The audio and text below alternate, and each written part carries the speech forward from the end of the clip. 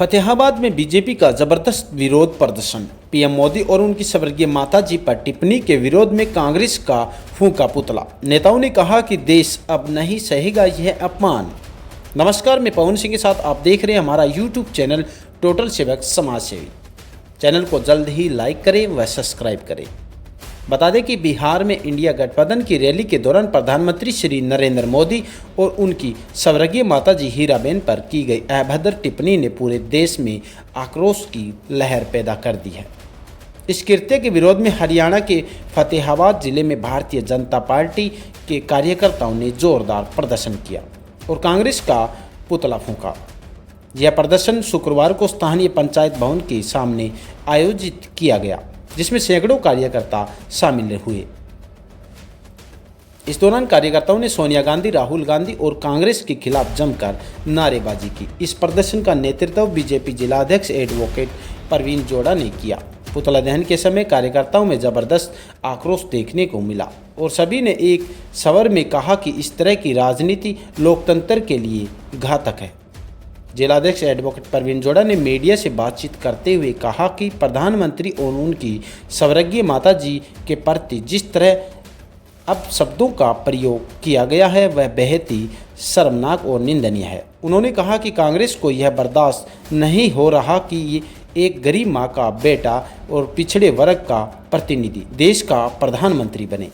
यही कारण है कि समय समय पर कांग्रेस नेता प्रधानमंत्री मोदी पर व्यक्तिगत हमले करते रहते हैं। उन्होंने कहा कि कांग्रेस में ओछी राजनीति की सारी हदें पार कर दी है। बिहार में हुई यह टिप्पणी सिर्फ प्रधानमंत्री का नहीं बल्कि देश के हर नागरिक का अपमान है। जो लोग माताओं का अपमान करते हैं उन्हें जनता कभी माफ़ नहीं करेगी। परवीन जोड़ा ने कहा कि कांग्रेस और इंडिया गठबंधन बार बार ऐसे बयान देकर देश में नफरत फैलाने का प्रयास कर रहे हैं, लेकिन बीजेपी इन नाकाब इरादों को कभी कामयाब नहीं होने देगी। उन्होंने कहा कि आने वाले चुनाव में बिहार की जनता कांग्रेस और उनके साथियों को करारा जवाब देगी। परवीन जोड़ा ने कहा कि कांग्रेस आज वोट चोरी का आरोप लगा रही है, जबकि वोट चोरी का इतिहास खुद कांग्रेस ने ही शुरू किया था। उन्होंने कहा कि 14 में से 13 वोट सरदार वल्लभ भाई पटेल को मिले थे, फिर भी कांग्रेस अध्यक्ष जवाहरलाल नेहरू को बनाया गया। यह कांग्रेस की असलियत है। उन्होंने कहा कि कांग्रेस के नेताओं का चरित्र हमेशा से सत्ता के षड्यंत्र करने वाला रहा है और आज भी वे उसी राह पर चल रहे हैं। प्रदर्शन के दौरान बीजेपी के अन्य नेताओं ने भी कांग्रेस पर जमकर हमला बोला। इस दौरान उपाध्यक्ष जगदीश शर्मा ने कहा कि कांग्रेस के नेता मानसिक दिवालियापन का शिकार हो चुके हैं और इस तरह की टिप्पणी उनकी हताशा को दर्शाती है। बीजेपी कार्यकर्ता हर मंच पर इस तरह की बयानबाजी का जवाब देंगे। तो वहीं सविता टुटेजा ने कहा कि मातृशक्ति का अपमान करने वाली कांग्रेस को देश की महिलाएं कभी माफ़ नहीं करेगी। उन्होंने कहा कि कांग्रेस की राजनीति अब सिर्फ नफरत और झूठ पर टिकी है।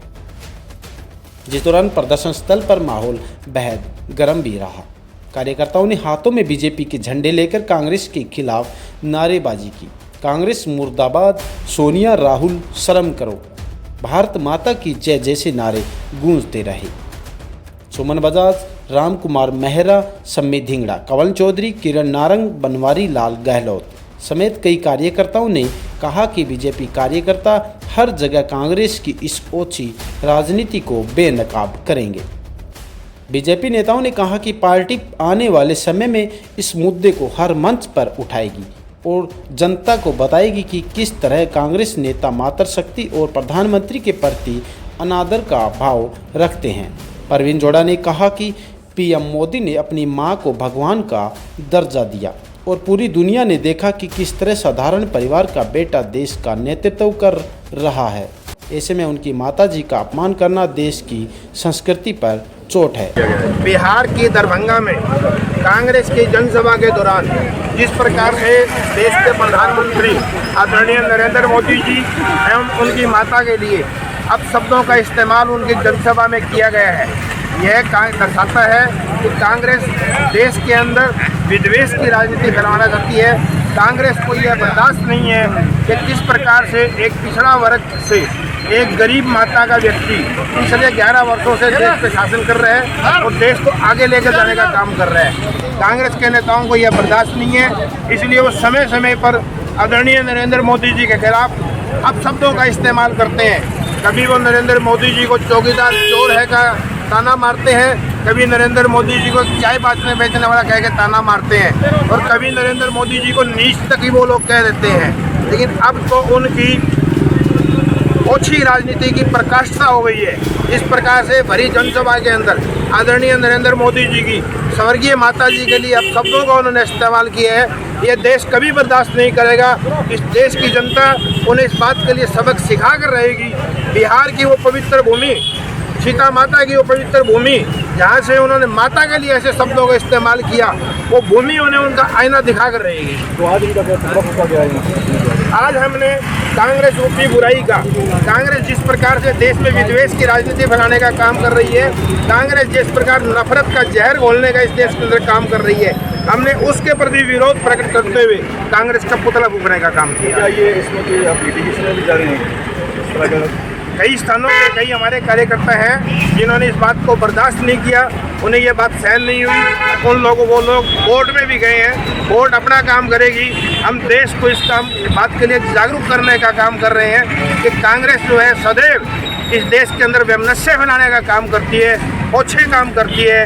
कांग्रेस ने अपनी सरकार होते हुए लूट खसोट का काम किया। अगर कोई वोट चोरी का काम करता है तो जवाहरलाल नेहरू थे सबसे पहले वोट चोर। सरदार पटेल जी को 14 वोट कांग्रेस में मिले थे और सर नेहरू को 1 वोट मिला था। उसके बावजूद भी नेहरू कांग्रेस के अध्यक्ष बने थे। हम सब जानते हैं कि सर्वसम्मति से किस प्रकार से सुभाष चंद्र बोस कांग्रेस के अध्यक्ष चुने गए थे, लेकिन उनके स्थान पर नेहरू को अध्यक्ष बनाया गया था। अगर कोई वोट चोरी का काम करता है इस देश के अंदर तो जवाहरलाल नेहरू कांग्रेस पार्टी ने की है। हम सब देख रहे हैं कि किस प्रकार से कांग्रेस के राज में घोटालों का प्रचलन था। कांग्रेस स्थान स्थान पर चोरी का काम करती थी और उल्टा चोर कोतवाल को डांटे, इस प्रकार का कांग्रेस करने की कोशिश कर रही है। अब कांग्रेस की इन कोशिशों को कामयाब नहीं होने देंगे। ये देश की जनता कांग्रेस को कामयाब नहीं होने देगी। भारतीय जनता पार्टी जिंदाबाद, जिंदाबाद जिंदाबाद, नरेंद्र मोदी जिंदाबाद, जिंदाबाद जिंदाबाद।